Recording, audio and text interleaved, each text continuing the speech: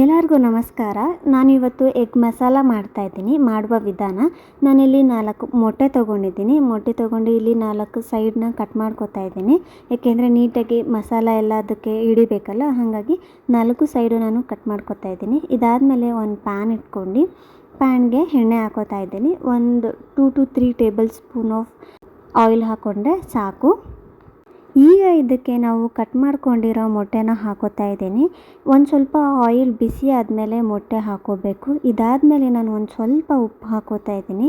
ಹಾಗೆ ಒಂದು ಸ್ವಲ್ಪ ಅರಿಶಿನ, 1 ಟೇಬಲ್ ಸ್ಪೂನ್ ಆಫ್ ಖಾರದ ಪುಡಿ ಹಾಕೋತಾ ಇದ್ದೀನಿ. ಇದೆಲ್ಲ ಹಾಕಿದ್ಮೇಲೆ ನಾನು ನೀಟಾಗಿ ಮಿಕ್ಸ್ ಮಾಡ್ಕೋತಾ ಇದ್ದೀನಿ. ಏನು ನಾವು ಮಸಾಲ ಹಾಕಿದ್ದೀವಿ ಅದು ಫುಲ್ಲು ಮೊಟ್ಟೆಗೆ ಇಳ್ಕೋಬೇಕು, ಅಲ್ಲಿವರೆಗೂ ನೀಟಾಗಿ ಮಿಕ್ಸ್ ಮಾಡ್ಕೋತಾ ಇದ್ದೀನಿ. ನೀವು ನೋಡ್ಬೋದು ಕಲರ್ ಡ್ರಾಸ್ಟಿಕ್ಲಿ ಚೇಂಜ್ ಆಗ್ತಾ ಇದೆ. ಈ ಥರ ಕಲರ್ ಚೇಂಜ್ ಆದಮೇಲೆ ನಾನು ಮೊಟ್ಟೆನ ಸಪ್ರೇಟ್ ಎತ್ತಿಕ್ಕೋತೀನಿ. ಮೊಟ್ಟೆನ ಫ್ರೈ ಮಾಡ್ಕೊಂಡ್ಮೇಲೆ ನಾನಿಲ್ಲಿ ಮಸಾಲೆಗೆ ಎಲ್ಲ ರೆಡಿ ಮಾಡ್ಕೋತಾ ಇದ್ದೀನಿ.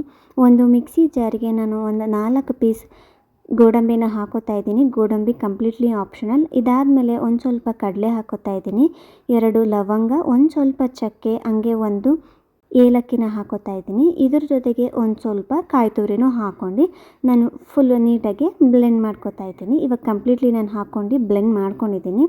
ಇದಕ್ಕೇ 2 ಕಟ್ ಮಾಡಿರೋ ಟೊಮೆಟೊ ಹಾಕ್ಕೊಂಡು ಕಂಪ್ಲೀಟ್ಲಿ ಮಿಕ್ಸ್ ಮಾಡ್ಕೊತೀನಿ. ಈ ಥರ ಒಂದು ತುರಿಯಾಗಿ ಗ್ರೈಂಡ್ ಮಾಡ್ಕೋಬೇಕು. ಇವಾಗ ನಾವು ಏನು ಪ್ಯಾನ್ ಯೂಸ್ ಮಾಡಿದ್ದೋ ಅದಕ್ಕೇ ಒಂದು ಸ್ವಲ್ಪ ಆಯಿಲ್ ಹಾಕ್ಕೊಂಡು ನಾನು ಈರುಳ್ಳಿ ಹಾಕಿ ಮಿಕ್ಸ್ ಮಾಡ್ಕೋತಾ ಇದ್ದೀನಿ. ಈರುಳ್ಳಿ ಕಲರ್ ಚೇಂಜ್ ಆದಮೇಲೆ ನಾನು ಇದಕ್ಕೆ ಒಂದು ಸ್ವಲ್ಪ ಶುಂಠಿ ಬೆಳ್ಳುಳ್ಳಿ ಪೇಸ್ಟ್ ಹಾಕೋತಾ ಇದ್ದೀನಿ.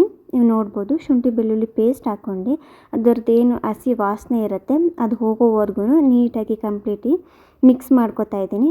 ಇದನ್ನು ಯಾರು ಬೇಕಾದರೂ ಮಾಡ್ಬೋದು. ಲೈಕ್ ಇವಾಗ ಕಾಲೇಜ್ಗೆ ಹೋಗ್ತಾ ಇರೋರು, ಅಡುಗೆ ಕಲಿತಾ ಇರ್ತಾರಲ್ಲ, ಅವರು ಸಹ ಇದನ್ನೆಲ್ಲ ಮಾಡಿ ಇದನ್ನು ಮಾಡ್ಬೋದು.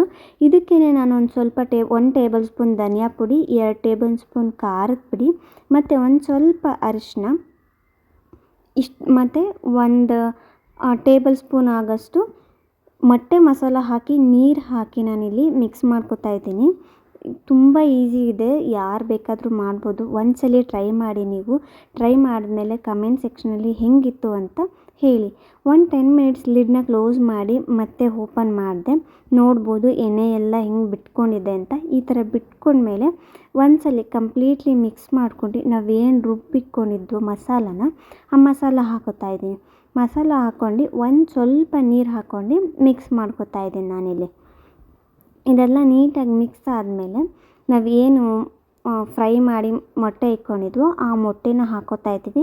ಹಾಕ್ಕೊಂಡ್ಮೇಲೆ ಇನ್ನೊಂದ್ಸಲ ಅದಕ್ಕೆ ಮಸಾಲ ಎಲ್ಲ ಹಿಡೀಲಿ ಅಂದ್ಬಿಟ್ಟು ಮಿಕ್ಸ್ ಮಾಡ್ಕೋತಾ ಇದ್ದೀವಿ. ನಾವು ಇವಾಗ ಉಪ್ಪು ಖಾರ ಹಾಕ್ದಲೇ ಮೊಟ್ಟೆ ಫ್ರೈ ಮಾಡ್ದಲೇ ನಾವೇನಾದರೂ ಮಾಡಿದ್ರೆ ಬರೀ ಗ್ರೇವಿಗೆ ಹಾಕಿಸ್ತಾನ ಮೊಟ್ಟೆಗೆ ಆ ಮಸಾಲ ಹಿಡ್ಕೊಳ್ಳಲ್ಲ. ಸೊ ಹಾಗಾಗಿ ನಾನು ಮೊದಲು ಒಂಚೂರು ಉಪ್ಪು ಖಾರ ಹಾಕ್ಕೊಂಡು ಫ್ರೈ ಮಾಡ್ಕೊಂಡಿದ್ದೆ. ಇದೆಲ್ಲ ಆದಮೇಲೆ ರುಚಿಗೆ ಎಷ್ಟು ಬೇಕೋ ಅಷ್ಟು ಉಪ್ಪು ಹಾಕ್ಕೊಂಡು ಇನ್ನೊಂದ್ಸಲ ನೀಟಾಗಿ ಮಿಕ್ಸ್ ಮಾಡ್ಕೊಂಡು ಲಿಡ್ನ ಕ್ಲೋಸ್ ಮಾಡ್ತಾಯಿದ್ದೀನಿ.